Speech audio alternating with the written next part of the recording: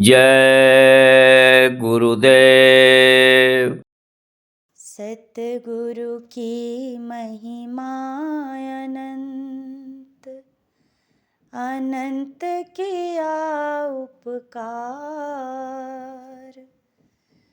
लोचन अनंत उघाड़िया, अनंत दिखावन हार।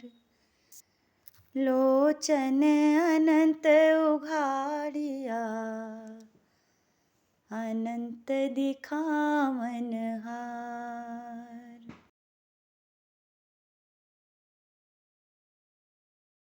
कभी ना कभी मालिक प्यारे मिलेंगे, कभी ना कभी मालिक प्यारे मिलेंगे।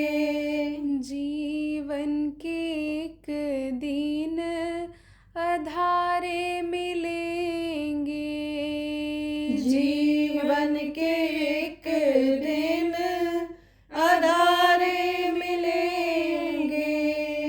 तड़पती हूँ दिन रात रट ये लगाए, तड़पती हूँ दिन रात रट ये लगाए। अगर प्यार की है तो प्यारे मिलेंगे, अगर प्यार की है तो प्यारे मिलेंगे।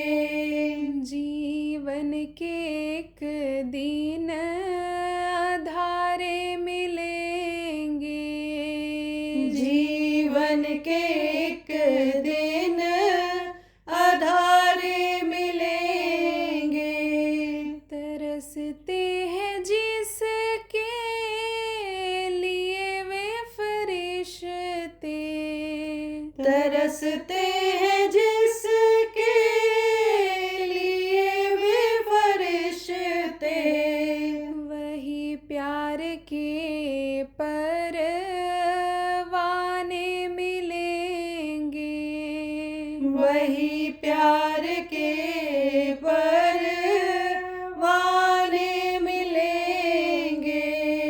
जीवन के एक दिन अधारे मिलेंगे, जीवन के एक दिन अधारे मिलेंगे।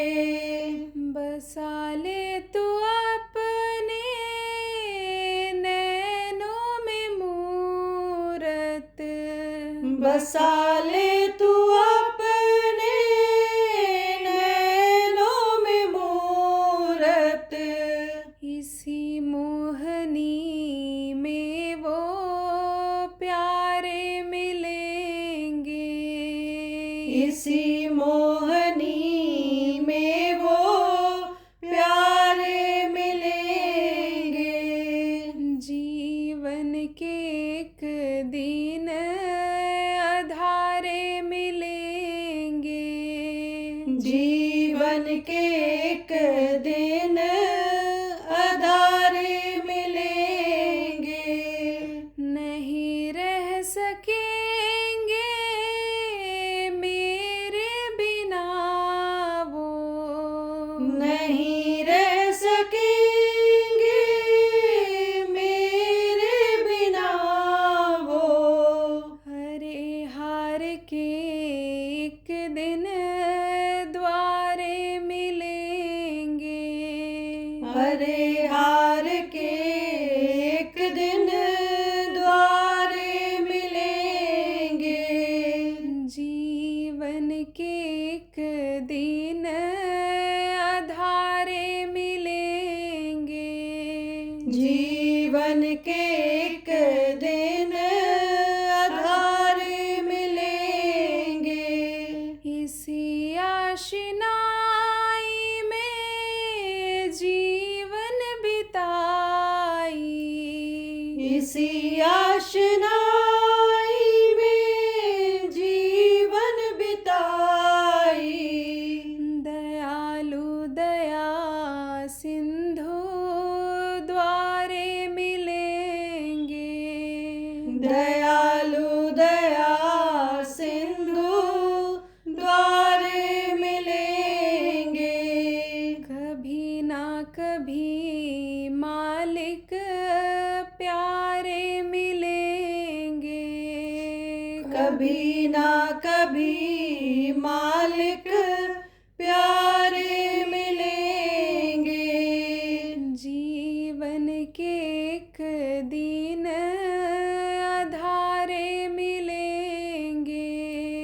जीवन के एक दिन आधारे मिलेंगे। जय गुरुदेव। जय गुरुदेव।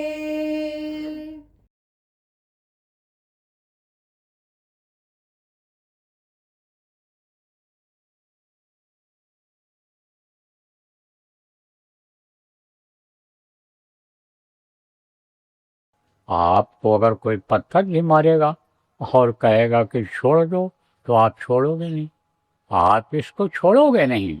आपको कोई पूरा नेपाल राष्ट्र का राजा बना दे, प्रधानमंत्री राष्ट्रपति बना दे, पूरे अधिकार में नेपाल राज्य आ जाए, और कोई आपसे ये कहे कि भजन करना छोड़ दो, ध्यान करना छोड़ दो, सुमिरन करना छोड़ दो, तो आप छोड़ोगे नहीं? छोड़ोगे। क्यों? क्योंकि जो सुख है हरि भजन में, वो सुख नहीं अमीरी में, मन लागा मोर फकीरी में। ये देखा जब संतों ने, तो राजपाट को ठोकर मार दिया है। आप ये समझो, जब देखा यानी समझो कि यह सुख, जो सुख ऊपर में है वो सुख यहाँ है ही नहीं। राजा को क्या सुख मिलता है? अच्छा खाने को मिलता है, अच्छा कपड़ा मिलता है, सम्मान इज्जत मिलती है, यही प्रधानमंत्री राष्ट्रपति को भी मिलती है। तो ये भोजन आप ये समझो कि खाने से नुकसान भी होता है, खाने से स्वास्थ्य भी खराब होता है, लेकिन वो भोजन जब मिलेगा तब मन प्रसन्न हो जाएगा, तब पेट भर हो जाएगा। अघाय ना जिसको कहते हैं, अघाय जाओगे, तब फिर इसकी इच्छा करोगे? नहीं करोगे। आप ये समझो, आपको पूरी मिल जाए, आपको मिठाई मिल जाए, पकवान मिल जाए, पेट भर के खा लो, आपके सामने कोई नमक रोटी लावे, नमक चावल लावे रख दे, तो खाओगे? नहीं खाओगे। तो अब आप ये समझो प्रेमियों कि जो सुख मिल जाता है उसमें, वो इसमें कुछ नहीं है। इब्राहिम आदम एक बादशाह हुआ है भारत देश में बहुत पहले। तो उसको जब ज्ञान हो गया, जानकारी हो गई कि आध्यात्म में ज़्यादा सुख है, रूहानी तरक्की में ज़्यादा अन्य आराम है, सुख है, तब उसने कुछ दिन के लिए अपना राजपाट छोड़ दिया, मंत्री वजीर के ऊपर छोड़ करके, और चला गया। उस वक्त पर पता लगाया कि कौन फकीर है, कौन महात्मा है इस समय जो हमारी रूहानी तरक्की कर सकते हैं। कबीर साहब के यहाँ गया और वहाँ रहा, खूब सेवा किया।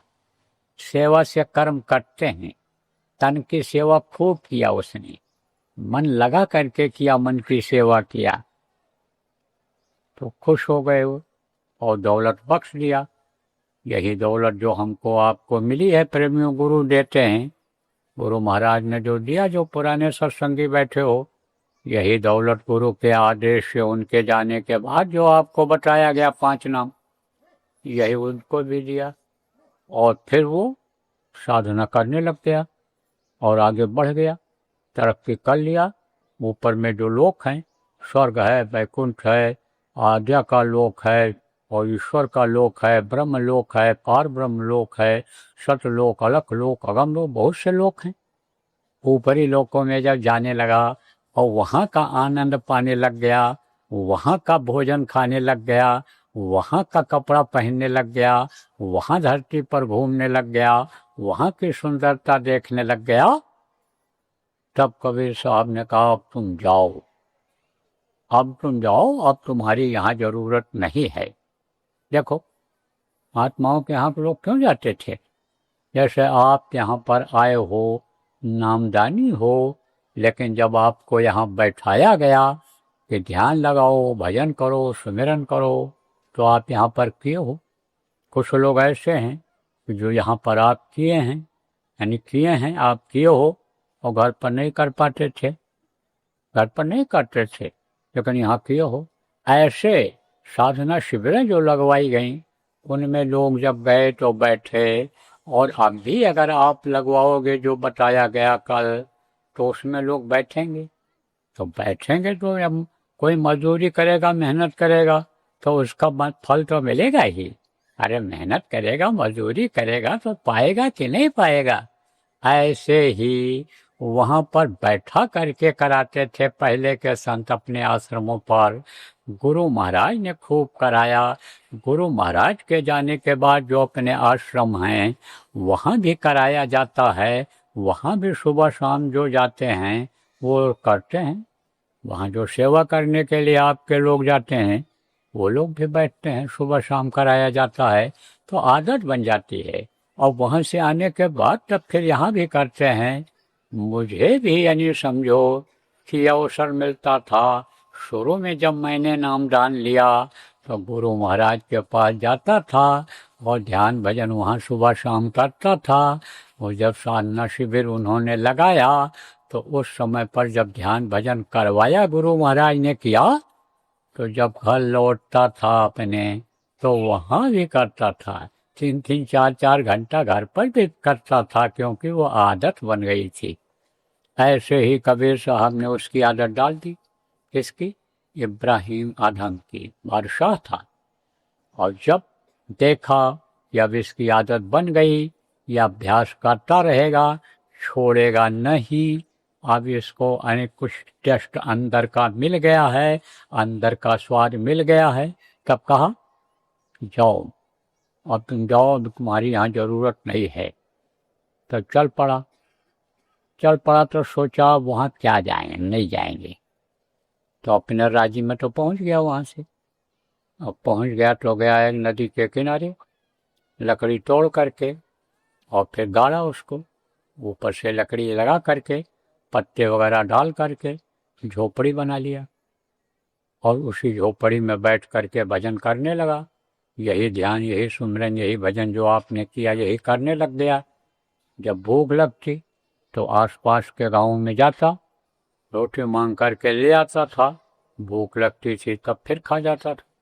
देखो प्रेमी, आज आप खाने के लिए ही इतनी मेहनत कर रहे हो।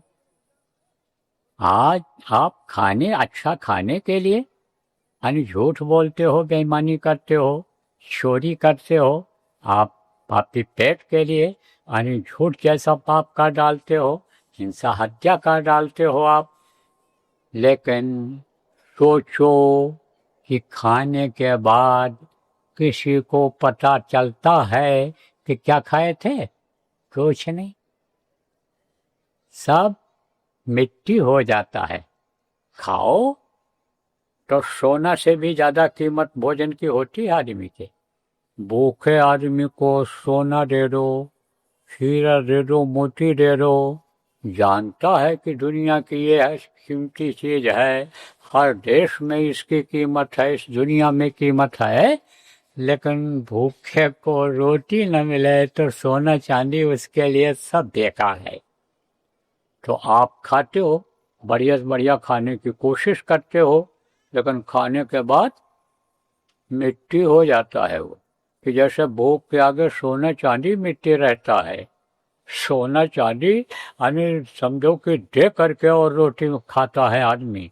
आप ये समझो, एक रोटी की कीमत अगर किसी के पास है और कह दो 10 तोला सोना दे दो और 100 ग्राम सोना हमको दो और एक रोटी देंगे, तो भूखा आदमी दे देगा, कहेगा सोना थोड़ो खाएंगे। तो मिट्टी रहता है उसके सामने भूख के आगे। ऐसे ही भोजन ये मिट्टी हो जाता है अंदर डालने के बाद। बढ़िया से बढ़िया खुशबूदार आप भोजन खाओ, बढ़िया से बढ़िया। लेकिन सुबह जब जाओगे तब जो गंदगी निकलेगी, जो मल निकलेगा, जिसको आप समझो कि कहते हो पाखाना, कोई कहता, कोई झाड़े कहता, कोई लैट्रिन कहता है, कोई मल कहता है, वो कोई खुशबूदार निकलेगा? सबका बदबूदार ही निकलता है। देखो, आपके यहाँ होटल हैं, आपके काठमांडू में भी होटल हैं, भारत में भी बड़े बड़े होटल हैं। 1-1 लाख रुपया, 2-2 लाख रुपया, 5-5 लाख रुपया एक दिन का किराया है। एक दिन का विदेशों में चले जाओ आप, एक दिन का इतना किराया है। इसलिए है, सोने के लिए है। शाम को कोई पहुंचा और 5 लाख 4 लाख रुपया जमा करा लिया और सुबह उठ करके उसको चला जाना है, तो उतना रुपया रात भर के लिए दे देता है। और कोई चटाई बिछा करके सो जाता है, उसको भी रात गुजर उसकी भी रात गुजर जाती है। और कोई 5 लाख रुपया के कमरा में होटल में सोया, जब सुबह उठता है तो तरोताजा महसूस करता है अपने को। और जो चटाई बिछा करके, बोरा बिछा करके सो जाता है, वो भी ऐसे ही ताज़ा महसूस करता है, थकावट उसकी भी उतरती है। तो अब आप इस बात को समझो कि चाहे अन्य सूखा सूखा खा लो और चाहे चिकना चोपड़ा खा लो, लेकिन अंदर जाने के बाद सब उसी तरह से हो जाता है, एकदम मिट्टी की तरह से, मल की तरह से हो जाता है, सब मल बन करके निकलता है। लेकिन आप उसके लिए परेशान, तो महात्मा परेशान नहीं होते हैं, फकीर उसके लिए परेशान नहीं होते हैं। वो तो बल्कि महात्मा हो, संत हो, फकीर हो, साधक हो, यही मांगते हैं अपने प्रभु से, गुरु से, कि साईं अपने भगत को रूखी रोटी दे, चुपड़ी मांगत मैं डरूं और रूखी छीन न दे। देखो, रूखी रोटी आदमी खाता रहे तो रोग नहीं पनपेगा और रोग नहीं आएगा। रूखा सूखा खाएगा, रोग नहीं आएगा। और चिकना चोपड़ा बढ़िया मिर्च मसाला तेल वाला खाता रहा तो वो भी डॉक्टर छुड़ा देते हैं। जब बीमारी आती है, कहते हैं दलिया खाओ, कहते हैं कि अन्य सब्जी का रस पियो, फल का रस पियो और फल खाओ। अब आप तो समझो गरीब आदमी फल कहाँ से खा पाएगा? बहुत से लोग बगैर सब्जी के ही गांव में आपके पहाड़ों पर खा लेते हैं। आप समझो कहाँ से खा पाएगा? इसीलिए कहा गया कि यानी ऐसा दो कि जो रोज मिलता रहे, ऐसा कपड़ा दो जो हम उसको पहन सकें, ऐसा हमारा रहन सहन बना दो जिससे हमारा जीवन आराम से बीत जाए। तो इब्राहिम फकीर हो गया, बादशाह था फकीर हो गया। फकीर किसको कहते हैं? जिसको कछु न चाहिए सोई शहंशाह, वो धरती का शहंशाह बादशाह हो जाता है। बादशाह किसको कहते हैं? कुर्सी का बादशाह उसको कहते हैं कि जिसके पास धन दौलत होती है, सब कुछ होता है। और धरती का बादशाह कौन होता है?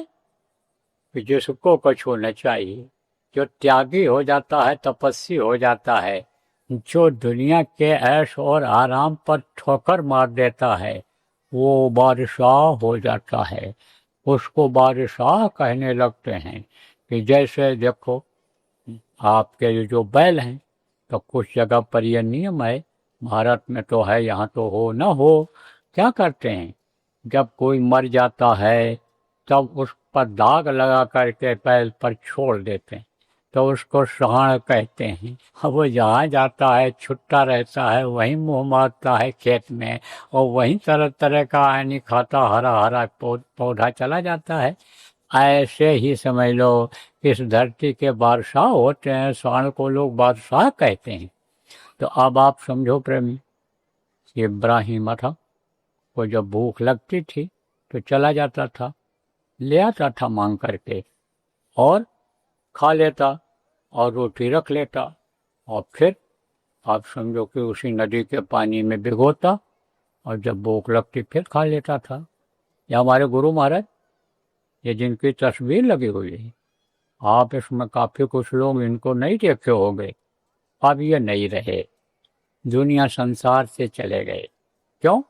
क्योंकि मनुष्य शरीर में थे। जो इस धरती पर पेड़ फलता है वो झड़ता है, जो आग जलती है वो बुझती है, और जो पैदा होता है उसको मरना पड़ता है, शरीर छोड़ना पड़ता है। तो शरीर छोड़ करके ये चले गए। अब शरीर छोड़ना अलग होता है और मरना अलग होता है।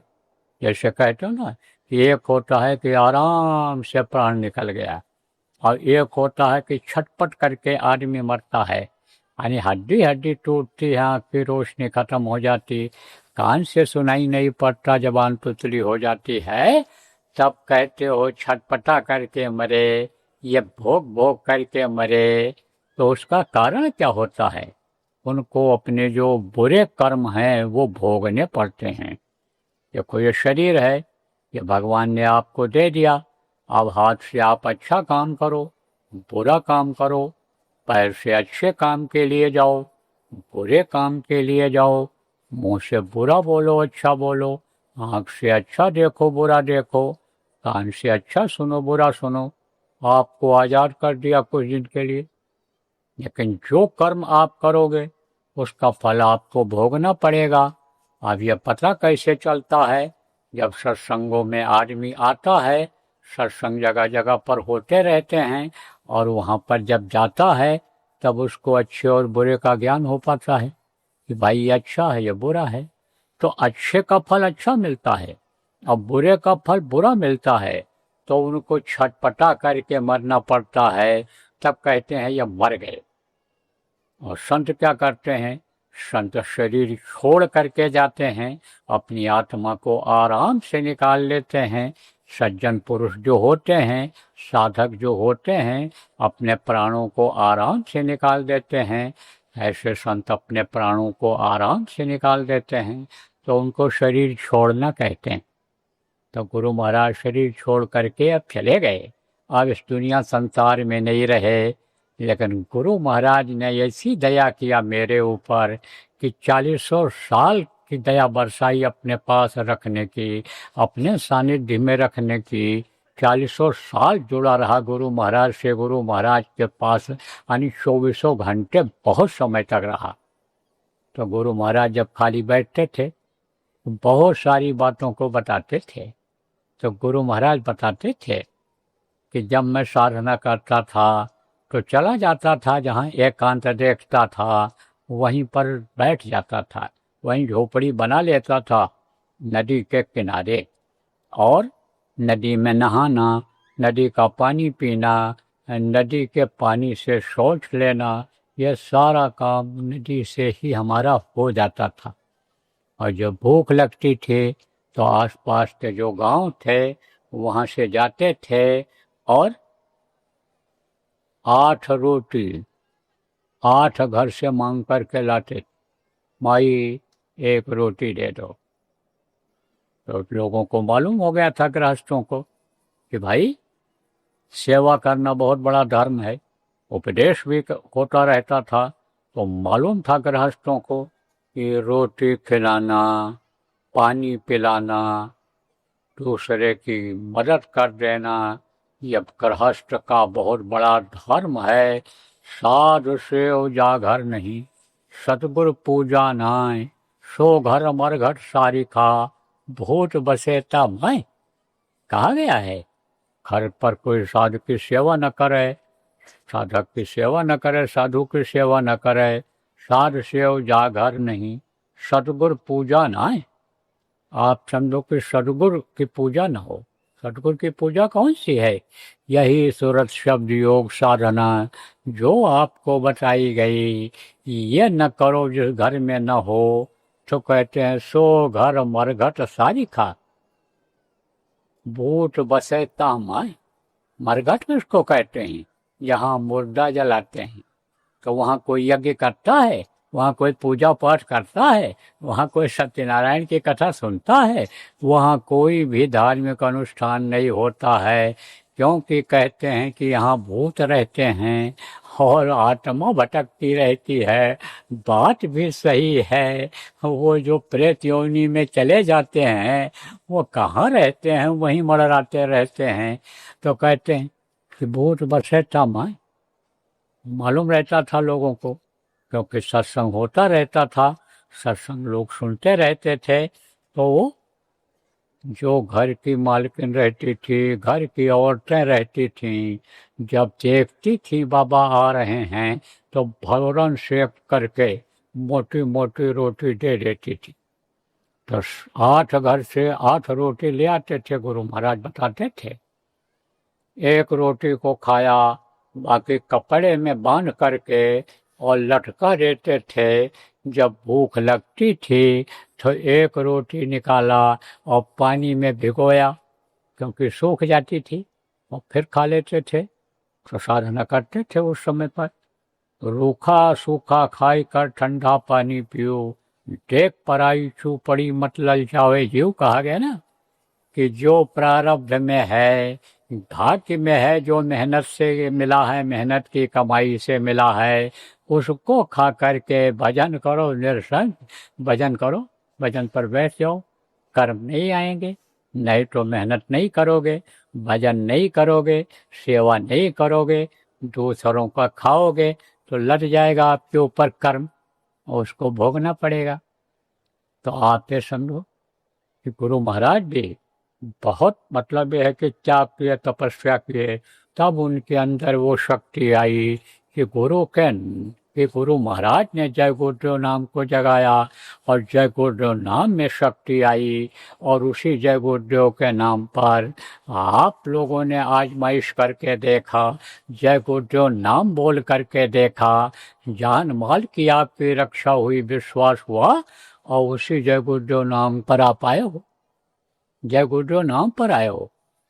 उमाकांत जी महाराज का प्रचार आप लोगों ने किया होगा, बाबा उमाकांत जी महाराज, लेकिन जय गुरुदेव से जुड़े हैं उमाकांत, इसलिए उमाकांत के नाम पर सुनकर के आप आए होगे कि भाई जय गुरुदेव के शिष्य, जय गुरुदेव के आध्यात्मिक उत्तराधिकारी, जय गुरुदेव नाम का प्रचार करने वाले, मानने वाले, जय गुरुदेव नाम प्रभु का बताने वाले बाबा आ रहे हैं, तो चल करके सुनिए।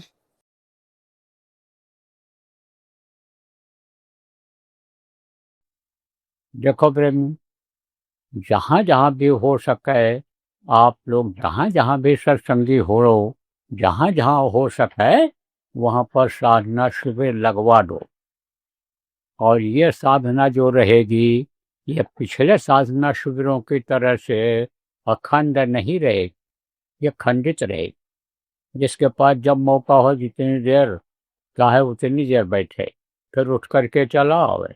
कोई जरूरी नहीं है कि वहाँ पर सब लगातार बैठे ही रहें, ऐसा तो जरूरी नहीं है। और ये साधना जो होगी ठंडी के महीने में होगी। ठंडी के महीने में आदमी के पास समय ज़्यादा रहता है, मौसम अच्छा रहता है, उस समय पर साधना के लिए बहुत अच्छा रहेगा। और रात को 11 बजे के बाद 2 बजे के बीच में नहीं करना रहेगा। किसको? जो अभ्यास करते हैं, जिनकी साधना बन गई है, जिनको रास्ते में विघ्न बाधा आई और उस बाधा से निकल गए, तो आप कर सकते हो। नहीं, बाकी अभ्यास करने वाले लोग रात को 11 बजे से 2 बजे के बीच में नहीं करेंगे, क्योंकि इसमें बाधाएं आती हैं और बाधाओं को पार करना आपके लिए दिक्कत होगी। इसलिए उस समय पर आप मत करना, और मन को शांत कर लो, मन में टेंशन न हो, नसों में कोई तनाव न हो, आराम से आप बैठ सको, ऐसे समय पर बैठो। जितनी देर मन लगे उतनी देर बैठो, और न मन लगे तो उठ जाओ। लेकिन मन को बनाओ, मन को बनाओ साधना करने के लिए। मन से कहो थोड़ी देर शांत हो जाओ, अभी तक हम तुम्हारे कहने से ही चलते रहे, अब हमारे कहने से तुम थोड़ी देर रुक जाओ। जहाँ मैं देखूं वहीं पर तुम रहो, देखो वही। दो मैं सुनूं उसी को सुनो।